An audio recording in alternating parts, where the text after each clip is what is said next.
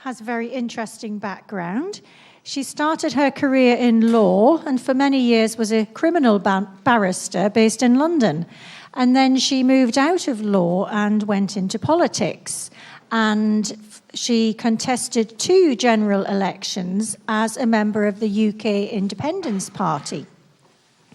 She's now moved off a little bit from the politics, UK Independence Party, and now works as a Reiki healer and gives lectures on all sorts of subjects, including healing and history.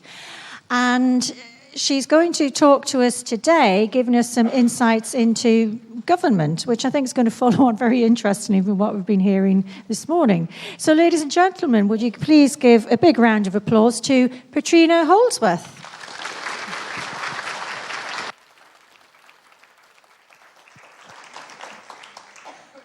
I'll just check like most people do. Can you hear him at the back of the hall? No? Yes? Yes. Jolly good. Excellent. Well, as the introduction said, I've sort of got a foot in either camp. I trained as a barrister, went into politics once I left the bar, and also actually ran my own business. But most of that time, I was actually a Reiki healer, which naturally I didn't tell the BBC or the ITV because they would have had an absolute field day on that one, wouldn't they? God. But I'm hoping to encourage people, free-minded people like yourselves, that take an interest in the real world, as opposed to the one we're frequently shown on the mass media, to sort of take an interest in how you're being governed. Because at the end of the day, although we try to avoid all of that because it can be very, very boring, you've got to accept that at the end of the day, if you don't run your life, somebody else will. And I think at the moment our lives are being run in a way that we don't particularly like. And also our politics abroad are being run in a way we don't particularly like or necessarily understand because we're only told half the picture. So that's what I want to talk about today. I want to look at the vision we might like to have to some extent, and I want to have a look at the vision that we've got and whether there are inevitably hidden agendas that aren't being brought forward. So that's really what I want to do this morning, and I hope you bear with me and I'll take questions at the end, I think. Well, as you've heard, I kicked off at the bar, and I went to the bar in the mid-70s, and yesterday we were talking about the male-female dialogue, as it were, and how it's changing over the years, and this was an absolute classic. When I went to the bar in the mid-70s, there was hardly a woman about. I was the only woman in chambers. I was the only woman who'd been in chambers for 20 years, and so it was a bit of a shock to the system for the chaps in chambers. The only good thing, as far as I was concerned, is I never had to buy myself a drink. And when I went to Elvino's, they had this marvellous system whereby if you went up to the bar and you were a woman, you couldn't buy a drink either. So luckily I was completely stymied on that level. But also I was pretty stymied on the professional level because, as my head of chambers said to me when I asked whether I could dare to join, he said, "We have a rule, Petrina, no blacks, no Jews, no women." And those were the days when you could say that. But he did add, as I was a thoroughly decent chap, I could stay as long as I liked, but I couldn't be a full member of chambers. So that was the way it was, and you just had to accept it. So I skedaddled from the bar and went to work as clerk to the justices, which was interesting during the Brixton riots and all that. So I saw politics in action and rocks being flung and goodness knows what. So it was a real left-wing, right-wing battle in my youth, as it were, and one was part of it. Now, when I first went to the bar, it was an establishment set, so it was very right-wing, and we did very heavy prosecution cases. I then went back to the bar, and I went back into Lord Irving's set, who, as you remember, was the Lord Chancellor under Blair. He was just about to become Lord Chancellor, and that was a very left-wing set. It dealt constantly with trade union matters, and my God, it made some money. They might have been socialists, but they were doing very nicely, thank you very much, because they were pushing at the boundaries. And of course, if as a lawyer you push at the boundaries, you take things up on appeal and up on appeal and up on appeal. And you make money that way. But anyway, each to our own. Now, what I want to say about the visionary approach to government is, first of all, kicking off in the Bible, it says, without vision, the people perish. That's in the Old Testament Proverbs. And I think that's a pretty good place to start. In the old days, of course, the vision came directly from God. So it was inevitably, as far as the people that wrote the Old Testament, a good vision, and everybody bought into it. And there was no question about anybody rebelling. If they did, they were just chucked out. It was as simple as that. So it was a very homogenous society, which we don't have now, but I think we still need a vision. And I think that the major parties have totally lost that vision now. You can see that because we have a coalition. We haven't actually voted in one party to represent the people. And I think that's a very important tipping point because really since the war, that hasn't happened. When we had to have a coalition because we're in a crisis. We're in a crisis now, but we didn't need a coalition.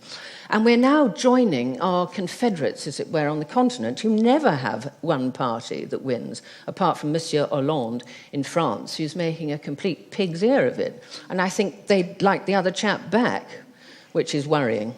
So we have a new perspective now as a public. We're worried about what's going on, but the old parties are just keeping on as before. But David Miliband swan back the other day and was on the television making his fortune over in America now that he's no longer needed here. And he said something his brother wouldn't like very much. He said the three main parties are dying on their feet. They need to reinvent themselves. Well, this is a marvellous moment, as far as I'm concerned, to stop them reinventing themselves because they'll just go around in circles as they always have. And let's have a new look at things. Now, I think, and I may be wrong, but I think people are worried about loss of freedom. They're worried about multinationals who are taking the world over, who earn an enormous amount of wealth. A lot of multinationals have greater amounts of money than GDPs of small countries. So that's what we're dealing with. We're dealing with small states almost, who aren't really states. They're just money-making machines, but we're up against them. And we're also up against this, to my mind, ridiculous idea that we should be subsumed by a superstate, which isn't a state at all. It's simply a government that's sitting on top of a load of national states, telling us what to do, when we've never voted for it in the first place. We've never voted for these people who are telling us what to do. And I find that stunningly awful. And as dear old Mandelson said, we are now in the post-democratic era. How he has the audacity to say it, I don't know, but it just goes to show how arrogant this little bunch are becoming. So he's going to tell us what to do. From what? Olympian heights? I mean, he's hardly the chap to do so, and I don't think his friends are either. So anyway, people, I think... Shall we send him the disc after this? In which case, I like a much bigger cheer. Anyway, people, I think, need to re-engage, don't they? Because the apathy party is the biggest winner at every election. That gets the most vote, doesn't it? And as Edmund Burke famously said, all that is necessary for the triumph of evil is for good men to do nothing. And I like to think that most of you in this hall are good men and women. So I want to look at what the powers that be are doing. Are they really as incompetent as they'd like us to think? They may be. Or do they have a vision of their own, which they simply mask with incompetence? Sorry, we got it wrong. Sorry, we didn't see it coming. Oh gosh, we'll have to change the rules. And the usual, we're learning from this and let's move on. So now what are they up to? I think they're doing the old Masonic mantra and also the EU mantra, which is out of chaos comes order. So they're deliberately causing chaos. Now, if you think you vote for a politician as a good manager, that's all he is, really. There's nothing terribly interesting about politicians. They should be able to manage the country while you get on with something more interesting. And whilst they're doing that, they should also protect the country from invasion. Those are their two main points. Actually, the second one comes first. So they're decimating the armed forces, and we're in an economic doldrums, and the national health is a disaster, and I could go on and bore everybody rigid with that. But it's not very good, is it? So if we're in electing managers, they've failed badly on that. If we're electing somebody to save us from invasion, God forbid, I don't think we could actually put up a decent fight now. Not like the Falklands, when we could, but the chiefs of the armed forces are appalled at what's going on, but they don't care. So I'm going to sort of look at it from a lawyer's point of view, and if this file crossed my desk when I was deciding who to prosecute for what, I can tell you there'd be an awful list of names on it. So let's have a look at the Financial Meltdown, 2007-8. Well, when I was over in Australia for a holiday in 2005, I picked up this book, which is very, very good, called Wake Up, Survive and Prosper in the Coming Economic Turmoil. And at the back, there's a woman you might have heard of, Meryl Somerset Webb, who writes for the Sunday Times about money, and she does Money Week. And this is 2005. And she says, if you're not yet worried about the financial future, you should be. The global economy isn't as healthy as you think. Wake Up explains why, tells you exactly what to do. A brilliantly written and very convincing financial horror story, a must-read for anybody who wants to preserve their capital. Now, in this book, and I must say it was a pretty horrific read all the way back from Australia to Gatwick, but in this book it tells you exactly what was going on. Now, this is the point. It tells us that a 1930s-style recession was on the way. It said there was a huge bubble that had been encouraged by the governments because of the vast amounts of credit they'd allowed the banks to make out of nothing. As you know, they don't lend what they've got in their deposit boxes or deposits. They just make it up out of nowhere because the government tells them how many times their deposits they can lend out. And it was about 10 times. It used to be a maximum of 3. So they had all that money that was nothing, but it was just noughts on their computers, and they told their boys to go out and lend it. And that's why all our kids got credit cards when they're only 16, and that's why the trailer park people who couldn't afford to pay a mortgage got a mortgage, and so it went on. It was all planned. And this book says it. The controls were taken off.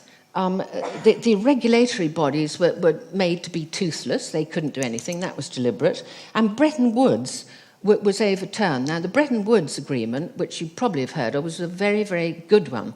It stopped casino banking, which are the merchant banks who make money out of other people's money, as opposed to no money at all, and day-to-day banking. But it allowed your money to go into an ordinary bank like Barclays or Lloyd's. They would then shove your money over to the people who they were meant to have a Chinese wall between, which is a joke. It was just about 3 foot of space, and of course they'd talk across it, and say, here's some money, make me some money, and then we can all have a jolly good payoff at the end of the year. So you had never consented to this, but your money was put at risk, and we all saw what happened. The whole damn thing nearly collapsed.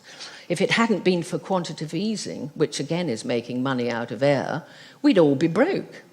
And if the interest rates go up to 4 or 5%, we're definitely broke, and that's why they're all being held down. So now look, if these two people, a banker and an entrepreneur, could write this book in vast detail as what was going to happen, then how come the government didn't know? And the final irony inside here, which I loved, was the Prophecies of Edgar Case. And you've undoubtedly heard of him. And it says here, amongst his many prophecies, none are more relevant today than his prediction of the coming economic collapse and subsequent depression. Case believes the economic depressive cycles took place every 25 years. Well, he was right, they do. The government might have noticed that one. The next depression or severe recession is due in 2006 or 7. So they got that right because it kicked off in 2007. He rightly predicted the Great Crash in 1929. And it goes on to say that his predictions were 93% correct. So they might just have looked up Edgar Case on Google, and we might have had a little bit of notice. And he predicted 2007, and the last one he predicted before that was 1982, when again there was something of a recession. But he said this would be a big one, and Edgar Case, got it right. So I asked myself, why are we employing these people? And when you think how much money the Treasury takes from us, to sync up all these brilliant graphs, etc., it is astonishing. The Queen even said at a bankers' meeting, why didn't you see it coming? And of course, they did. And I'm amazed they didn't tell the Queen, because she's got quite a bit of money to lose, but there we are, even she was bemused. And at the end of the day, what are we left with? The bankers are now a protected species. There are no prosecutions. And as an ex-prosecutor, I'm really quite hacked off about this, because I would have liked to have a go at this lot.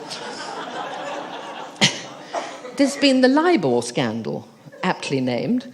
Money laundering, massive amounts of money laundering of drugs cartels in Mexico by HSBC. What happened? They got fined. And they'd made far more money out of the money laundering than the fine. So that really taught them a lesson, didn't they? There's mis-selling of AAA bundles of what was called crap subprime mortgages by a top banker. And he was putting a AAA on them. Well, they're getting sued by the Americans for that. That's our boys that did that. But they've got their huge bonuses, so they're not worried. So who's benefited out of this? How are the rich doing? I bet if I asked you, you'd know. They are the magic 1%. And they own 40% of the wealth in the whole of the Western world. 40%. And it's growing and growing. It's going into their tills because in a depression, you pick stuff up cheap. You hang on to it, you can sell it. They're building up vast portfolios, both in stocks and shares, which have risen because there's nowhere else to put your money, and also in property. So they're getting richer and richer. And I'm obliged to Nexus for this one. There's the magic 1% of the multinationals who own 40% of other multinationals, which is worrying. There's a super core of multinationals, and surprise, surprise, in there are JP Morgan, Goldman Sachs, Deutsche Bank and Barclays, the usual suspects. But that is an enormous amount of wealth, quite enormous. Sir Francis Bacon said, money is like muck, not much good except it be spread about. Well, I agree with him. And he died leaving debts of about 3 million, the equivalent of 3 million. So he did a runner, I think, once he found out that the muck had been spread. Meanwhile, back in the EU, they're all rubbing their hands with glee, and the bank clerk, second-rate bank clerk, as Nigel Farage called him, Mr. Van Rompuy, called the meltdown a providential crisis. They do give the game away, don't they? He's delighted by it because it means that the EU now can seize more control, and by Jove, they have. Mrs. Merkel said, what we need is more Europe, not less. And everybody was a little bit taken aback by that because it seemed to me that Europe had got people in an awful mess in the first place. But now we have new rules on national budgets, which luckily don't apply to us. The centre is getting more power, and she wanted a new treaty, but of course that would give Britain a chance to get out. So now she's not so sure about that. She'll just tinker with a few rules on the side. But basically, the pigs, as they're called, which is Portugal, Italy, Greece and Spain, are going into meltdown. The pigs are starving, and they're going to be starved into submission. And in the meantime, Van Rompuy is, increasing his income and is delighted with the whole thing. So there we are. That's the first bit of chaos, which I don't think there's any good argument to say it wasn't caused by the Western world. And when I talk about the Western world, I include America in it, because they did exactly the same thing. Bretton Woods Agreement came from America, and they just tore it up. So the whole of the Western world did this and has caused this, and that's why the mess we're in. And I think anybody who was involved in it, both sides of Parliament, should be chucked out. And if we had somebody decent to put in their place, I reckon we would. Now, the second bit of chaos, which is even more worrying, is the Middle East. A few days after 9/11, General Wesley Clark, who was in charge of the whole show at the time, said they had a 5-year plan for invasion, 7 Middle East countries. This wasn't just the axis of evil, which we heard from Bush. He just about got that right, didn't he? He didn't say the evil of access, for a change. And bearing in mind their studied incompetence over 9/11, allowing it to happen, they seem to be pretty good at 5-year plans, which suddenly emerged 2 days after 9/11. Today, America, tomorrow we conquer the world. And it was the Middle East. So they'd had their Pearl Harbor moment, and off they went. And the list was interesting. Iraq, Iran, Libya, Afghanistan, Lebanon, and the Yemen. That's where they wanted to conquer. And they haven't done badly, have they? So that was the pivotal point. Nothing to do, I don't think, with the excuses they gave us. In the meantime, we've got George Soros and his vast amounts of money. He backs Obama, by the way. Obama is not the true liberal, bleeding heart liberal he likes to say, because he's got masses of Soros money behind him, and that's how he got where he got to. So George Soros has got a number of units that go around the world infiltrating and helping people from frankly, terrorist organisations, let's call them that, who want to overthrow their governments. And that's still going on. I've forgotten the name of these organisations, we'll look it up. And of course, the CIA have been infiltrating and giving lots of help to people that want to overthrow their governments.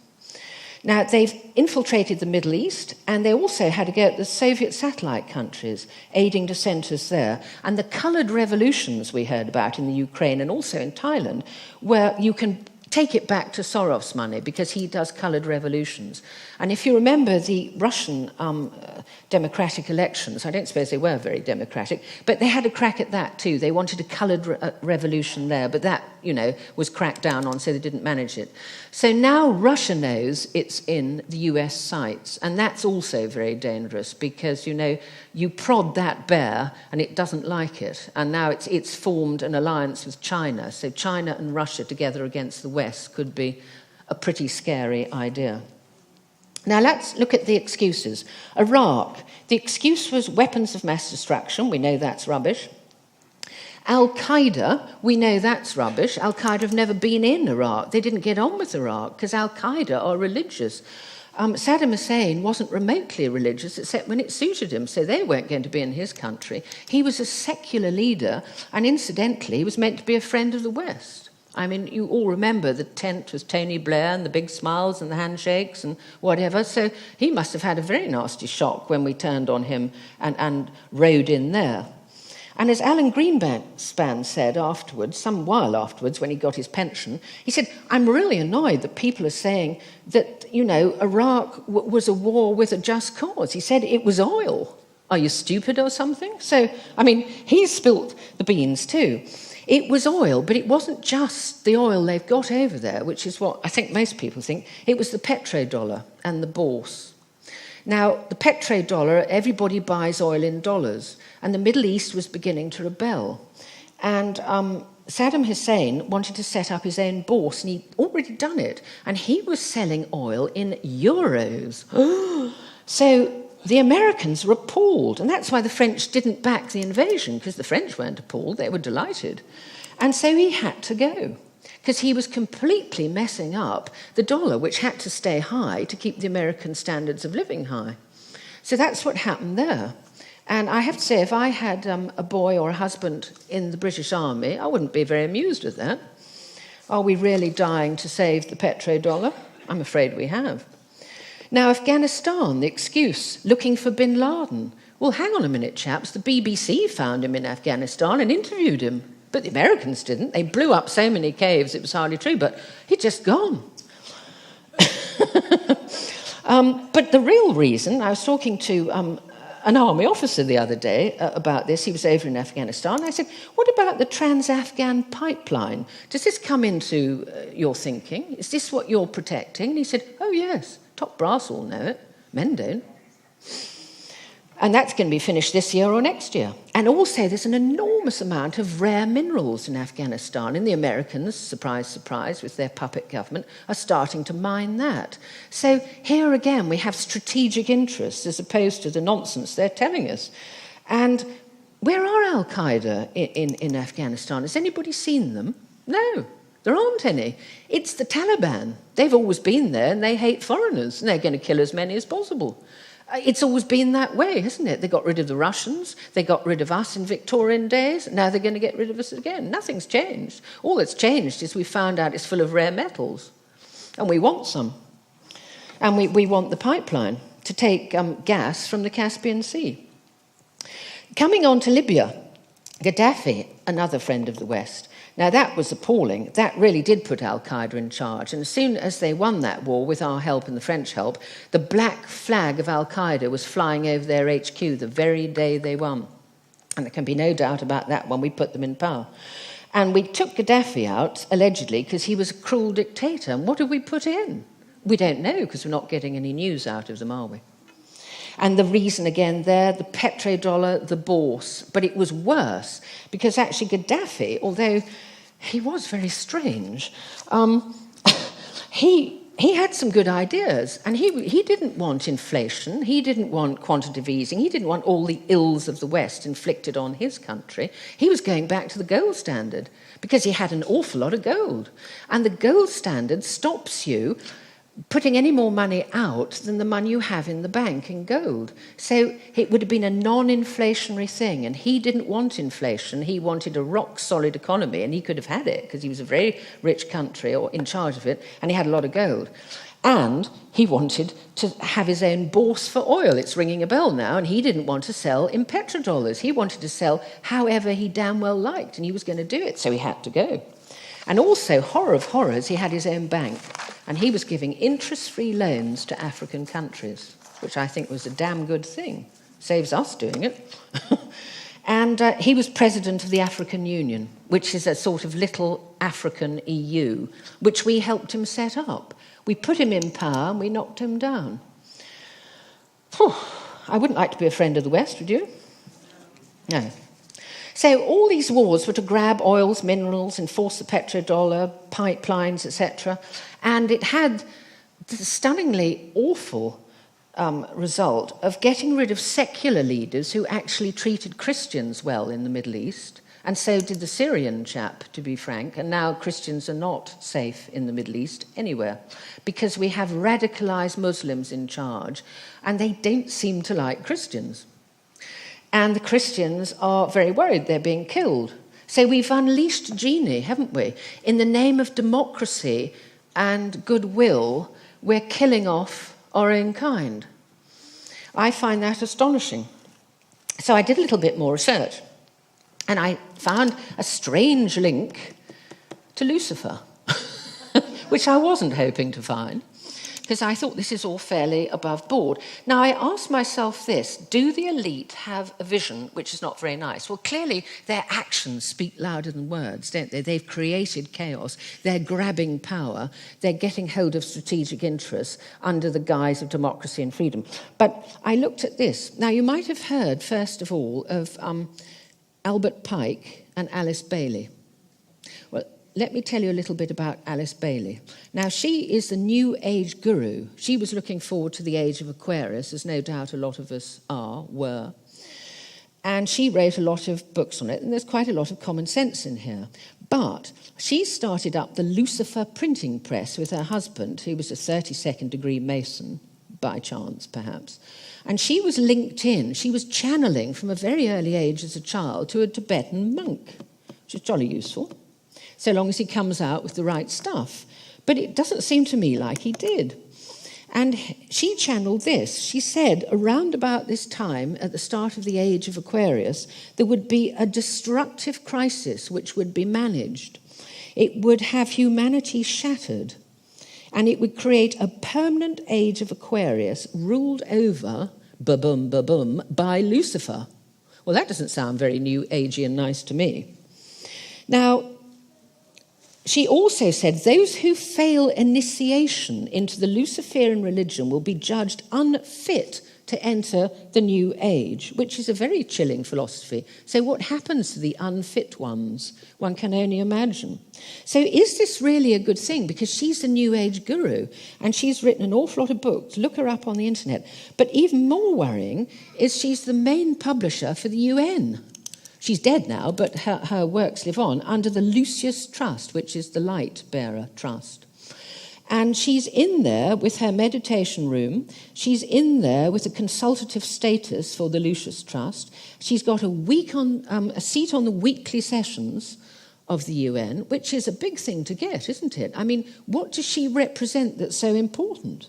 And if you look at all the little offshoots of the Lucius Trust, they're massive, and they're all under the UN aegis. So here is the age of Aquarius now linked to Lucifer, and a massive crisis, a destructive crisis, not just an ordinary crisis, which shatters humanity, and in comes Lucifer. Well, I didn't really want to find that, but I did.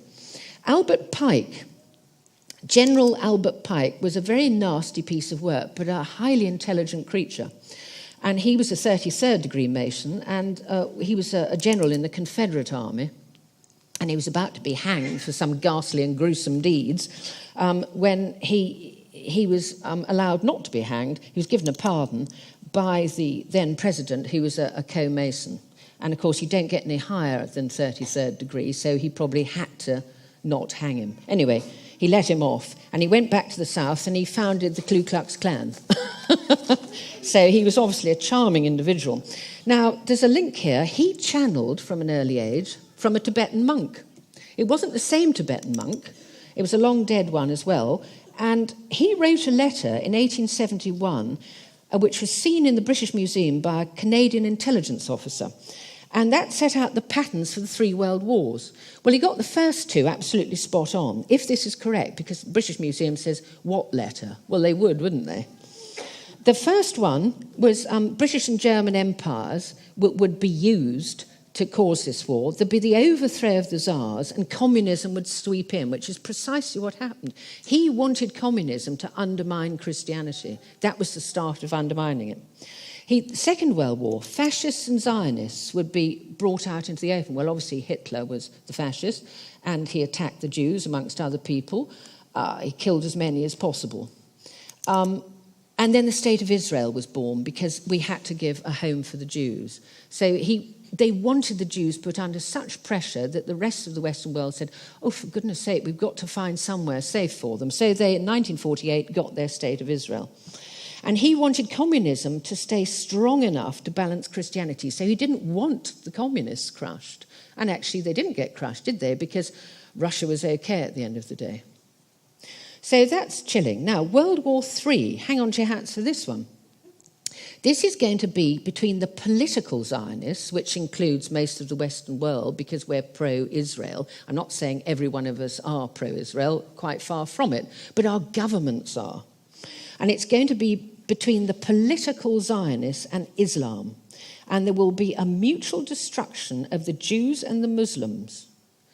So he wants a war in the Middle East, or he foresees, his Tibetan master foresees a war in the Middle East. And when you think back at what we're doing, what the Americans are doing with our help, they are getting rid of the secular leaders, and they're bringing in the radical Muslims who want to push Israel into the sea. They've said it, and they'll probably have a crack at it. And now we're laying the basis for that possibility. The other nations will be drawn in and exhausted by war, both physically and mentally. Well, that's quite possible. If there's a Middle Eastern war, we'll get drawn in. The Christians and the atheists will be destroyed by war. And then, just like our friend Alice Bailey, Lucifer will come in. The pure doctrine of Lucifer will be then brought into public view. You're not meant to know about it yet, but after the Third World War, you'll be in such a state, you'll be pleased to have somebody to tell you what to do. The bad news is it's going to be Lucifer. And he's the God of this world, and he's the chap that Jesus had all that trouble with in the desert, 40 days and 40 nights. So that's who we're talking about. So I've looked up Lucifer, and I thought, well, hang on, that's the devil, isn't it? That's pretty bad. But it's not, actually. Lucifer is, if you remember your Bible, not Satan. He's not linked to Saturn. He's linked to Venus. He's the bright morning star. And he was a beautiful angel. He was an archangel. And he was the male version of Venus, according to the Catholic Encyclopedia. But beautiful, but dangerous. And he wanted God's throne. And God had a word of St. Michael and said, get this man out, or get this angel out of my sight. So he took a third of the angels with him, and he was thrown out of heaven. And when his crown was taken from him by St. Michael before he chucked him out, it had a huge emerald in the middle, which is the stone of Parsifal. And that is the third eye, and he loses his third eye. Now, people say, well, maybe that's because he really cannot cope with the higher realms. And I think that's probably what this myth is telling us, that he might have been beautiful, but he's a lower chakra creature. He hasn't got his higher realms. They've gone. He had them when he was in heaven, misbehaved badly, and now he's just a lower level. But he's beautiful and interesting. And he has animal energy, sexual energy, glamour, good looks, etc. And so had Venus. The interesting thing is, in the background to a lot of Venus portraits, you have the serpent. So she's linked, as it were, to the old serpent, who causes a lot of trouble too, but is very wise in its way, but is not to be trusted. And Venus is always holding a mirror. Now, I always presume that's because she was vain. Apparently not. He holds a mirror too, Lucifer. And now this is the interesting point. When Lucifer, in the myth, or Venus, attacks the earth, there was a god that saved the earth from attack by Venus. And if you look back at all South American religions, they worshipped Venus because they knew she could cause a lot of trouble, and they wanted her to stay in her path, which is a very odd path. It's got 5 petals, the pentagon thing. But they were worried about Venus. So she'd obviously moved position and caused trouble for Earth. So in myth, the god that saved the world was the god of the moon. Now, the god of the moon was why Venus was always looking in the mirror, because she had to look at her reflection, because the moon is a reflective thing. The moon had won. And so she had to reflect on things because she was a bit over keen on herself and a bit over energetic. So he tempered her down. And the god of the moon is Jehovah. And of course, Jehovah is the god of the Jews. It's the god of the Christians, effectively, too, because we come out of the Old Testament, too. And it's the god of Allah. It's the god of the Muslims, Allah, because he's a moon god called Sin. So this chap is in charge, as it were, of all the main religions. And we worship the moon god because he was reflective and thoughtful, and he led us in the right directions. So when you get back to Pike, that's exactly what he's saying will happen. And here you have it on a different, almost theological level, an astrological level, that Lucifer will now come in and get his revenge on the moon god who chucked him out of heaven in the first place. So that's interesting, and we have to hope the moon god will reflect his powers away. If you look at who Lucifer's dad was, and Venus's dad, because they're the same person, it's Uranus. And Uranus is linked with Aquarius. He brings the age of Aquarius in, and he is chaos. Have I mentioned that word before? Yes. And change and technological innovation.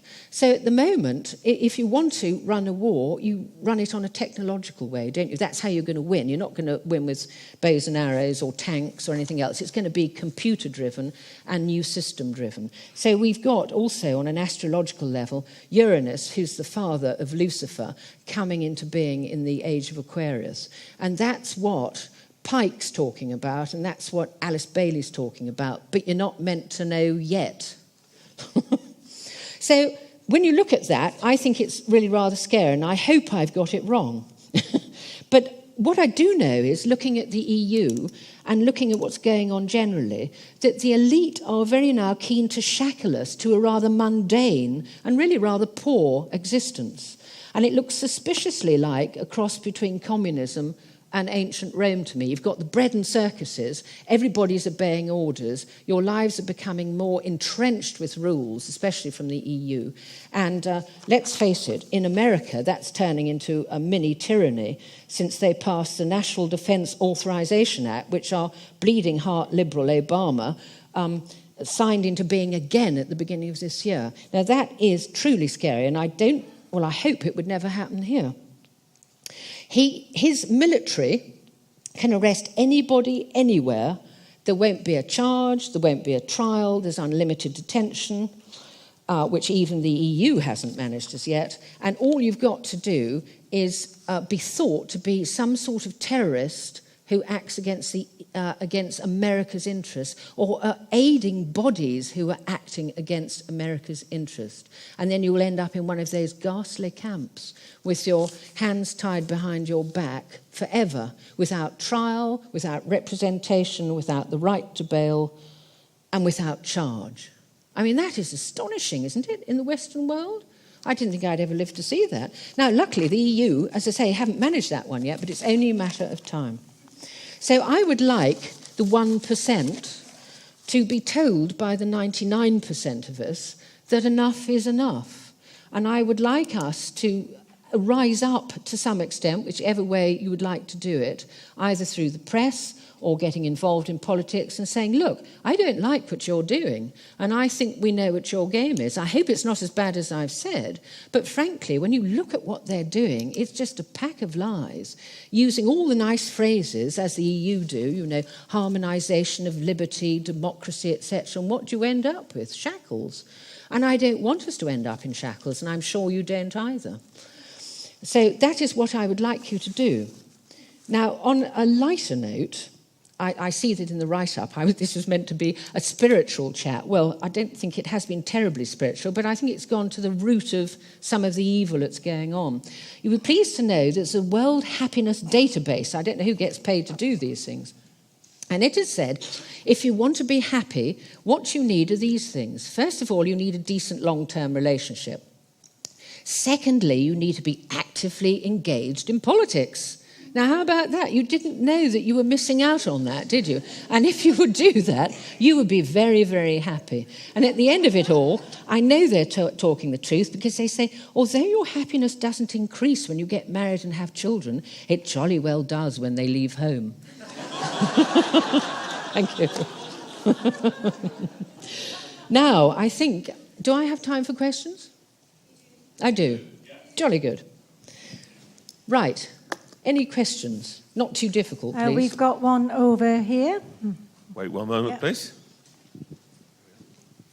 Could you tell me where in Alice Bailey you found this information about Lucifer? Because although I've only dipped in and out of her, it's certainly new information for me and quite surprising. Well, I found it on the internet, actually. And if you look in there, you'll find it. If you look at the UN as well, Alice Bailey, UN, Lucis Trust, etc., it comes up. I can understand that, because at the time the UN was seen as a good thing, and she would have promoted it during the Second World War. But the fact that this link with Lucifer and the whole scenario you're painting is... Have you checked it out? Yes, I have, yes. Right. And she was a great follower of, what was her name? Madame Blavatsky. Or whatever. That's right, yes. And she was of the same view. So is this in a particular book of hers, Alice Bailey? Do you know where the reference is? I don't know which book it's in, no. Right, no, I don't. It's one of her writings. Confirmed before we go to town. Yes, no, do. But it's certainly there. And obviously there's a lot of defence of the Lucis Trust saying, oh, it just means light bearer. Yes, they were following Lucifer, but he's a light bearer. Okay, we have a question here. Hi. I want to know, how can you uprise? Because if the media is controlled, if the politics, if we say we don't want to go into war and we protest and yet we still go into war, how can we uprise as the 99% when everything's controlled? Well, it is, but you have to, there's not many of them and there's lots of us. And I think if a movement starts to do it, then they will have to, because we are still just a democratic country, they'll have to go with the movement. And that's why they are dying on their feet, that we do have different concerns now, which they'll pretend to address. So I agree, it's a difficult one, but I don't think it's impossible. And what I actually do find quite interesting was last week, I think it was the Bruise Group came out with a statement. They did a survey and they found out that over 70% of people would like to come out of the EU and go into EFTA. Now, they've obviously not published that one in the mainstream media, but if that's an indication of what people are actually thinking, then that's a critical level, isn't it, of people that could make quite an impact. So I think you've just got to get it to a critical level and then take it from there. But I think the main thing is to wake up first and see that we're not actually being used very well by our politicians and try and replace them with decent people. I mean, we want people in Parliament who've worked in the real world. We don't just want these backroom boys who just work for the political parties aged 40-something, who've never held down a proper job. So if you get involved at local political level, then if you do have people coming along for interview who've just been backroom boys or in PR like Cameron was, don't choose them.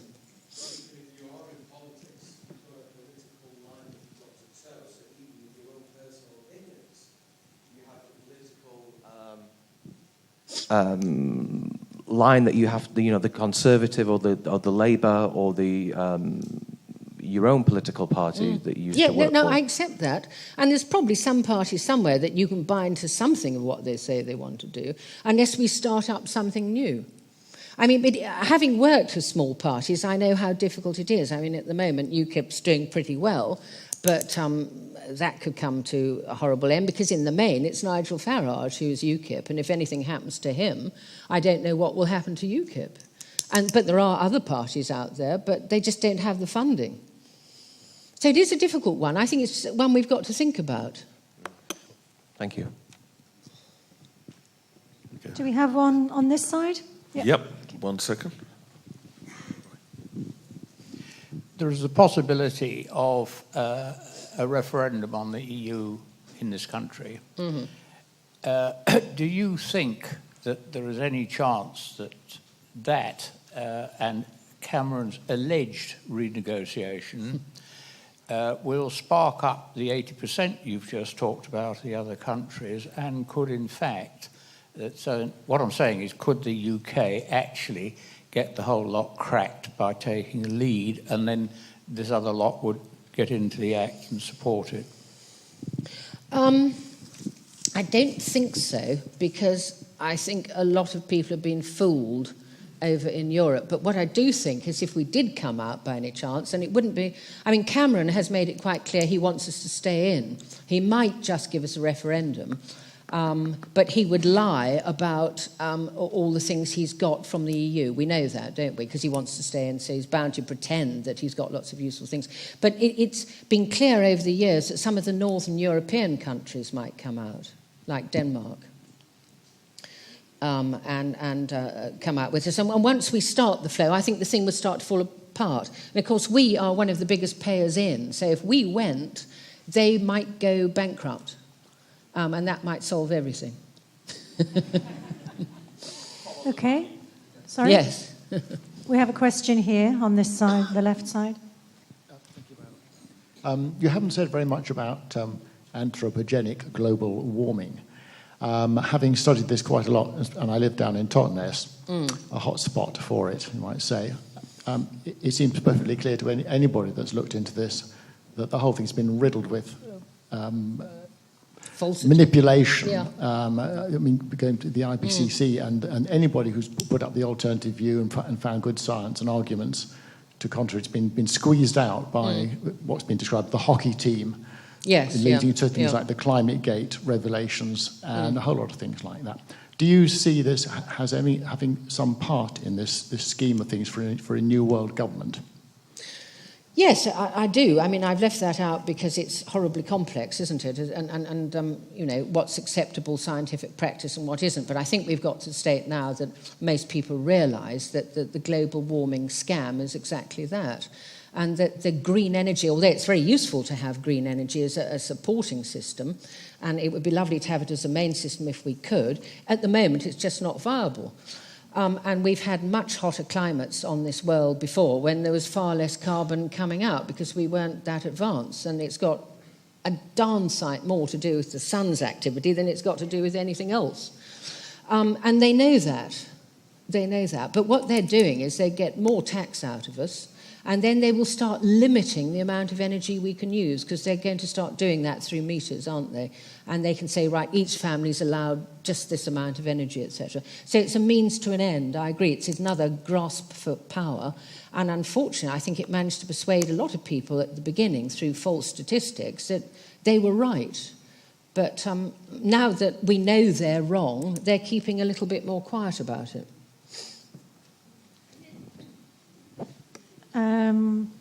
Where are we going to? Gentleman there was first.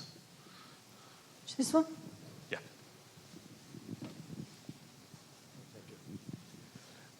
I suppose you could talk for quite some time about the multinationals who want to control food production from the field to the fork.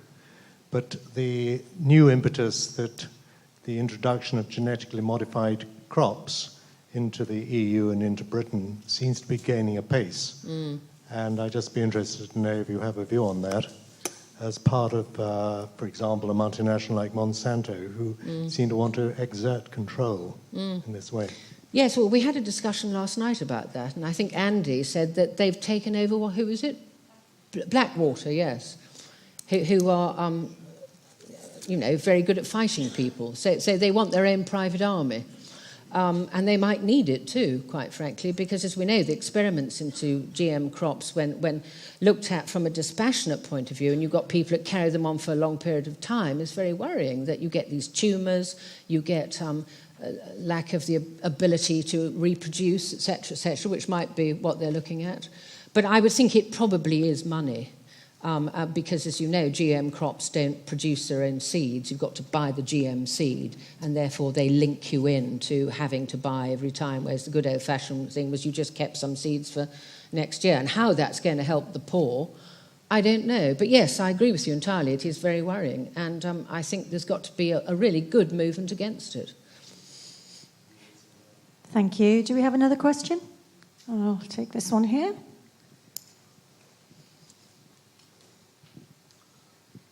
Petrina, do you think if we did manage to pull ourselves out from Europe, into this EFTA arrangement you mentioned, do you think bodies like the IMF would attack Britain economically, crash our currency, that type of thing?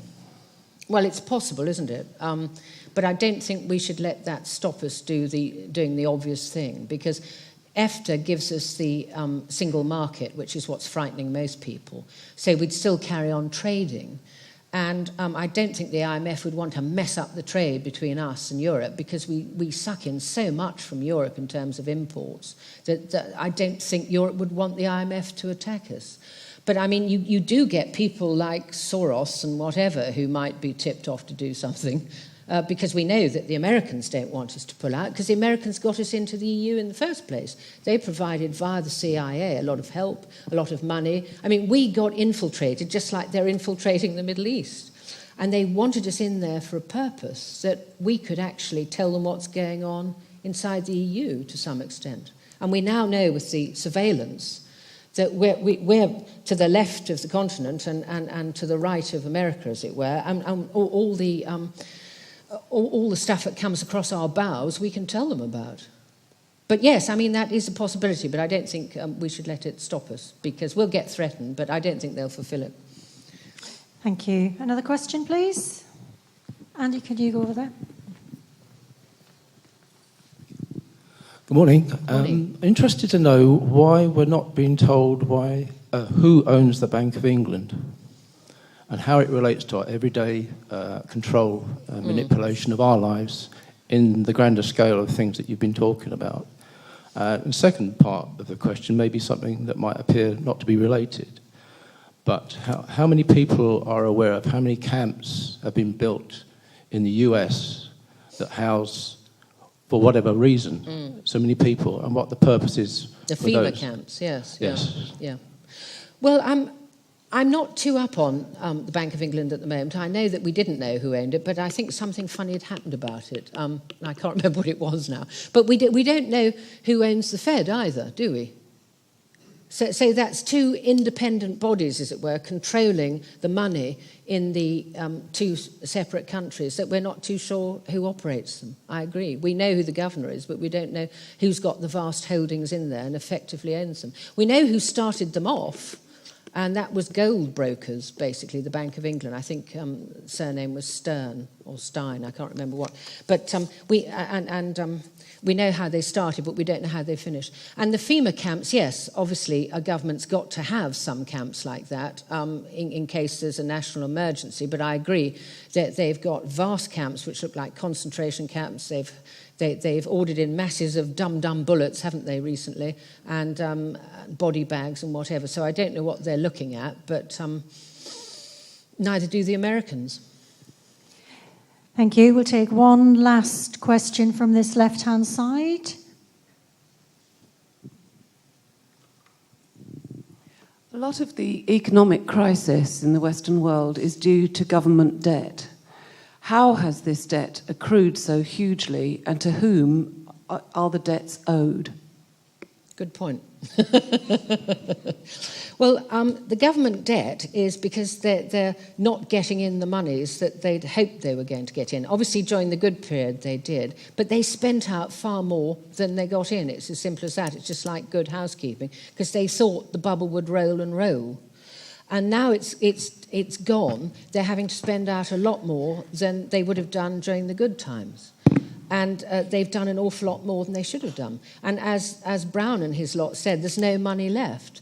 So instead of easing back when they could see the recession was on its way, they just carried on with the big spend. So that's how it's happened.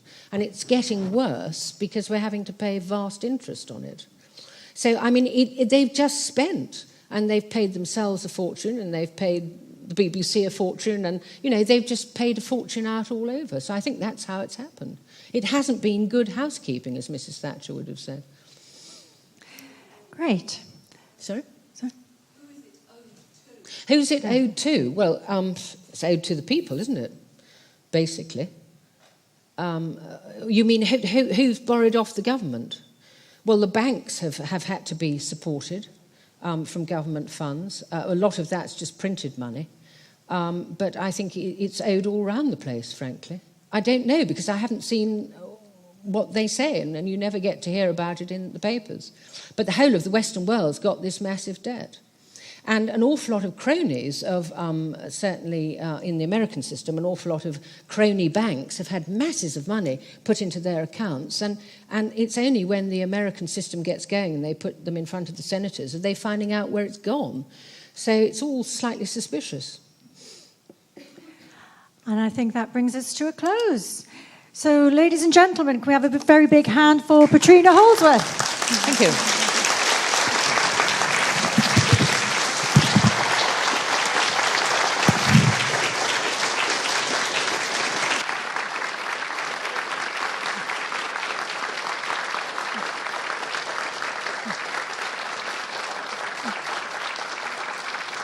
Wow.